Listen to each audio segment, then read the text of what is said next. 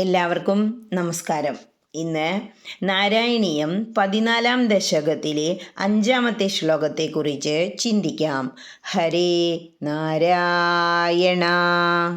സമനു ശതരൂപയാ മഹിഷ്യാ ഗുണവത്യാ സുതയാ ച ദേവഹൂത്യാ ഭവതീരിത നാരദോപദിഷ്ട സമഗാത് കർദ്ധമമാഗതി പ്രതീക്ഷം.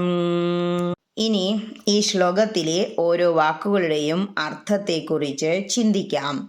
സമനു ശതരൂപയാ മഹിഷ്യാ. ആ സ്വയംഭുവ മനു ശതരൂപയെന്ന പട്ടമഹിഷിയോടും ഗുണവത്യാ സുതയാ ച ദേവഹൂത്യ ഗുണവതിയായ മകളായ ദേവഹൂതിയോടും കൂടി ഭവതീരിത നാരദോപദിഷ്ട അങ്ങയുടെ പ്രേരണയാൽ ജ്ഞാനം ലഭിച്ച നാരദ മഹർഷിയാൽ ഉപദേശം കിട്ടിയ മനു സമഗാത് വന്നു ചേർന്നു.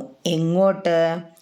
കർദ്ധമമാഗതി പ്രതീക്ഷം അവരെ പ്രതീക്ഷിച്ചിരിക്കുന്ന കർദ്ധമൻ്റെ അടുത്തേക്ക്. ഇനി ഈ ശ്ലോകത്തിലെ അർത്ഥങ്ങളെല്ലാം മനസ്സിൽ വച്ചുകൊണ്ട് ആ ശ്ലോകം ഒന്നുകൂടി ചൊല്ലി നോക്കണം. എന്താ പറയണേ? ഭഗവാന്റെ, അതാണ് അങ്ങയുടെ പ്രേരണ മൂലം എന്ന് പറയുന്നത്.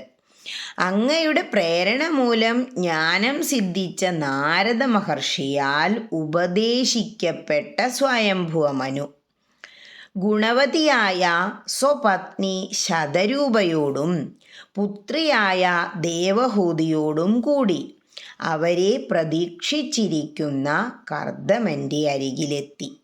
കഴിഞ്ഞ ശ്ലോകത്തിൽ ഭഗവാൻ പ്രത്യക്ഷപ്പെട്ട് കർദ്ദമ പ്രജാപതിയെ അനുഗ്രഹിച്ചിരുന്നു.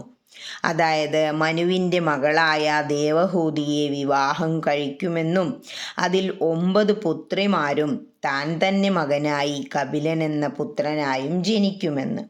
അപ്പോൾ അവരെ പ്രതീക്ഷിച്ച് അവരുടെ വരവ് കാത്തിരിക്കുകയാണ് കർദ്ദമ പ്രജാപതി. ആ സമയത്താണ് സ്വയംഭുവ മനു തൻ്റെ പത്നിയായ ശതരൂപയോടുകൂടി തൻ്റെ ഗുണവതിയായ ദേവഹൂതി എന്ന മകളോടും കൂടി അങ്ങോട്ട് വരുന്നത്. ഇനി കർദ്ദമൻ ദേവഹൂതിയെ കല്യാണം കഴിക്കുകയാണ്. ഹരേ കൃഷ്ണ.